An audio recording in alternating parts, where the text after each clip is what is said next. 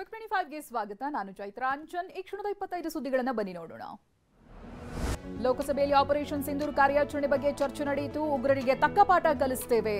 ಪಾಕ್ನಲ್ಲಿ ಉಗ್ರರ ಶಿಬಿರಗಳನ್ನ ನಮ್ಮ ಸೇನೆ ನಾಶ ಮಾಡಿದೆ ಅಂತ ಅಮಿತ್ ಶಾ ಮಾಹಿತಿ ಕೊಟ್ಟಿದ್ದಾರೆ. ಲೋಕಸಭೆಯಲ್ಲಿ ನಡೆಯುತ್ತಿರುವ ಆಪರೇಷನ್ ಸಿಂಧೂರ ಚರ್ಚೆಯಲ್ಲಿ ಇವತ್ತು ಪ್ರಧಾನಿ ನರೇಂದ್ರ ಮೋದಿ ಭಾಗಿಯಾಗಲಿದ್ದಾರೆ.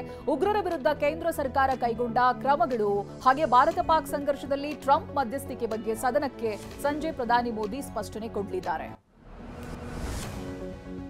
ಮಹಾರಾಷ್ಟ್ರದ ಪಶ್ಚಿಮ ಘಟ್ಟ ಪ್ರದೇಶದಲ್ಲಿ ಧಾರಾಕಾರ ಮಳೆಗೆ ಪಂಚಗಂಗಾ ನದಿ ಅಪಾಯದ ಮಟ್ಟ ಮೀರಿ ಹರಿತಾ ಇದೆ. ಕೊಲ್ಲಾಪುರ ಜಿಲ್ಲೆಯಲ್ಲಿರೋ ನರಸಿಂಹವಾಡಿ ದತ್ತ ಮಂದಿರ ಮತ್ತೆ ಜಲಾವೃತಗೊಂಡಿದೆ.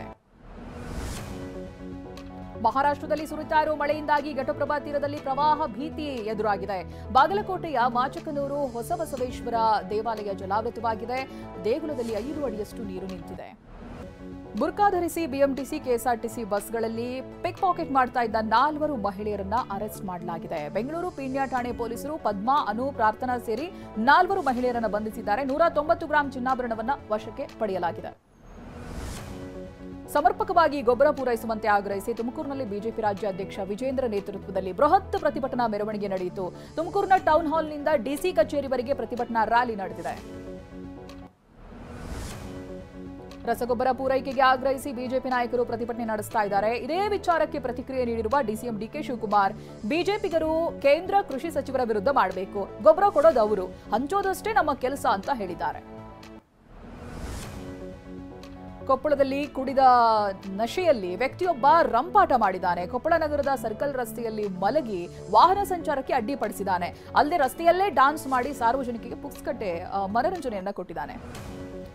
ರಾಮನಗರದಲ್ಲಿ ನಾಗರ ಪಂಚಮಿಯ ದಿನವೇ ನಾಗಪ್ಪ ದರ್ಶನ ನೀಡಿದ್ದಾನೆ. ಕನಕಪುರ ತಾಲೂಕಿನ ಉದ್ದಾರಹಳ್ಳಿ ಗ್ರಾಮದ ಸಿದ್ದೇಶ್ವರ ಸ್ವಾಮಿ ದೇಗುಲದಲ್ಲಿ ನಾಗರಹಾವು ಪ್ರತ್ಯಕ್ಷವಾಗಿದೆ. ಶಿವಲಿಂಗದ ಮೇಲೆ ಕುಳಿತಿದ್ದ ನಾಗರಹಾವಿಗೆ ಗ್ರಾಮಸ್ಥರು ಪೂಜೆ ಸಲ್ಲಿಸಿದರು. ಗಲ್ಲು ಶಿಕ್ಷೆಗೆ ಗುರಿಯಾಗಿದ್ದ ನಿಮಿಷ ಪ್ರಿಯಾಗೆ ಜೀವದಾನ ಸಿಗುವ ಸಾಧ್ಯತೆ ಇದೆ. ಪ್ರಿಯಾಗೆ ವಿಧಿಸಿದ್ದ ಗಲ್ಲು ಶಿಕ್ಷೆ ರದ್ದುಪಡಿಸಲಾಗಿದೆ ಅಂತ ಭಾರತೀಯ ಗ್ರ್ಯಾಂಡ್ ಮುಫ್ತಿ ಕಾಂತಪುರಂ ಎಪಿ ಅಬುಬಕರ್ ಮುಸ್ಲಿಯಾರ್ ಕಚೇರಿ ಮಾಹಿತಿಯನ್ನ ಕೊಟ್ಟಿದೆ. ಆದರೆ ಯಮನ್ ಸರ್ಕಾರ ಅಧಿಕೃತವಾಗಿ ಇನ್ನೂ ಕೂಡ ಘೋಷಣೆ ಮಾಡಿಲ್ಲ. ಯಮನ್ನಲ್ಲೂ ಗಲ್ಲು ಶಿಕ್ಷೆಗೆ ಗುರಿಯಾಗಿರುವಂತಹ ನಿಮಿಷ ಪ್ರಿಯ ಪುತ್ರಿ ಕಣ್ಣೀರಿಟ್ಟಿದ್ದಾರೆ. ತಾಯಿಯನ್ನ ಬಿಡಿಸ್ಕೊಂಡು ಬರೋದಕ್ಕೆ ಯಮನ್ಗೆ 13 ವರ್ಷದ ಮಿಶೆಲ್ ತೆರಳಿದ್ದಾರೆ. ದಯವಿಟ್ಟು ಅಮ್ಮನನ್ನ ಮನೆ ಕರ್ಕೊಂಡು ಹೋಗೋದಕ್ಕೆ ಸಹಾಯ ಮಾಡಿ, ಆಕೆಯನ್ನ ನೋಡ್ಬೇಕು, ಐ ಮಿಸ್ ಯು ಅಮ್ಮ ಅಂತ ಕಣ್ಣೀರಿಟ್ಟಿದ್ದಾಳೆ. ಅಭಿಮಾನಿಯೊಬ್ಬರು 72 ಕೋಟಿ ಆಸ್ತಿಯನ್ನ ನಟ ಸಂಜಯ್ ದತ್ಗೆ ನೀಡಿದ್ರಂತೆ. 2018ರಲ್ಲಿ ಅಭಿಮಾನಿ ನಿಶಾ ಪಟೇಲ್ ಎಂಬುವರು 72 ಕೋಟಿಯ ಸಂಪತ್ತನ್ನ ನೀಡಿದ್ದಾರೆ.